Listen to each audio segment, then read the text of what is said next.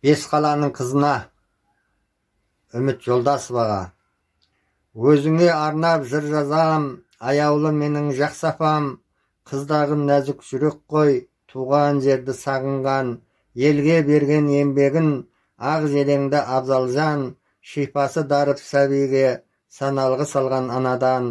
Бесқала ата қонысың, мақтаныш өзің біз үшін, зейнетке де жеттіңіз, еңбектің жинап ырысын, тау еліне келін боп, ақ босаға аттадың, уақыт өмір өлшемі, жылдарды артқа тастадың, ұядан ұшты ұлдарың, қияға қонды қыздарың, немере сүйіп әже боп, бақытын таптың ананың, бауырмал болған туысқа, қазақтың қызы қашаннан, сыйластық жайлы сөз болса, өзіңмен апа мақтанам, өлшеп берген ғұмыр бар, ғасырлар алға көшеді, бақытты ғұмыр кешіңіз, ініңнің осы тілегі.